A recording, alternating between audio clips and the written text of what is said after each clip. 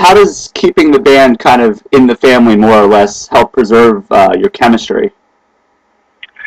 I think personally, I think that's like, I think on a personal level that really comes in handy, because I think a lot of bands develop rifts because of like infighting, and I think when you've known people as long as you know each other, and in case of the actual family relation within a band, you let a lot of things you can just get over a lot easier.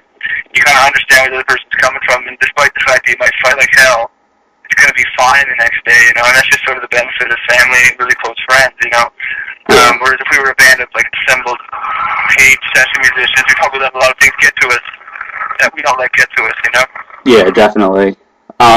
And there seems to be a lot of great new talented bands coming out of Canada lately. Do you have any favorites going on right now?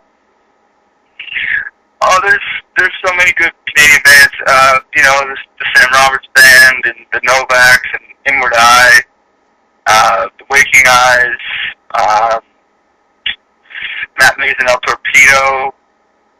Yeah. There's quite a few amazing. Then there's the Broken Social Scenes and the Arcade Fire, and like the sort of artier rock scene, which is yielding great music, and there's all the big chart toppers. So there's so many, great Canadian bands coming out these days that we're happy to stand side by side with. Seems like a great scene right now. Yeah. Where would you say you find the most inspiration, whether it be in your music standpoint or your writing styles?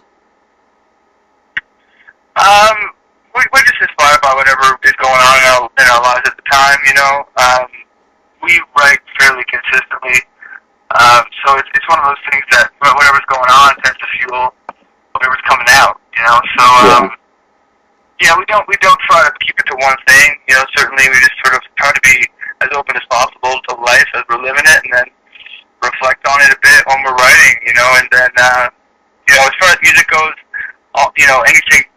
A whole wide array of influences can seep in when you write music, from listening to music of Stevie Wonder, or even the music of Michael Jackson nowadays, because of all the shit that's gone down. You take up some of those old records and you can find inspiration in some really weird places. Yeah. And despite the fact that you're a rock band, you can sort of dig from it. Mm-hmm. And I know you guys have known each other forever, since you're all family members, but when was there like a point where you realized that this was something that you wanted to like pursue as like your career? After high school, we started the band in high school, and it was, semi-serious like most high school bands are.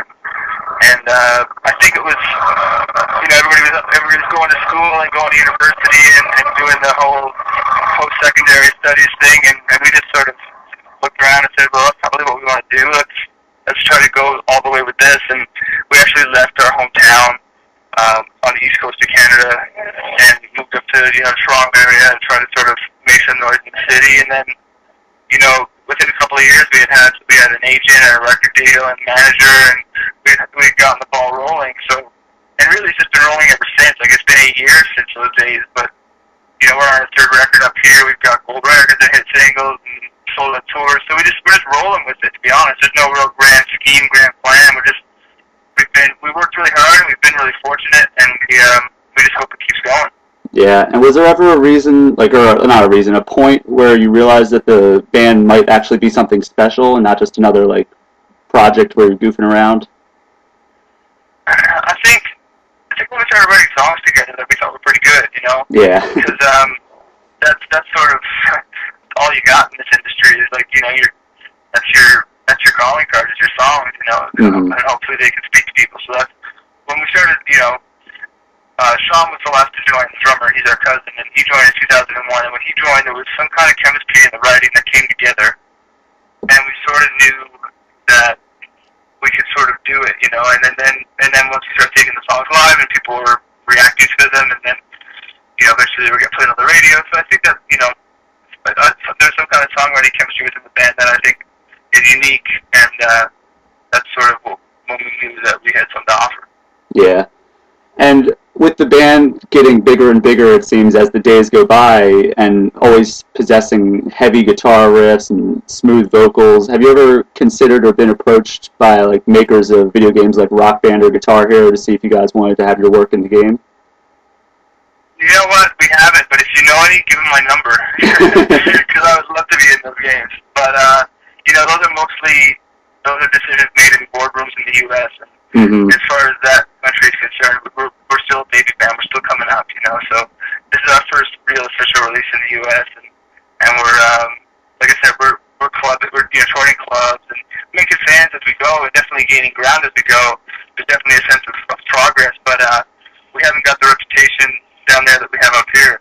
Yeah. I think it's a matter of maybe getting a little bigger down south before we end up on one of those games.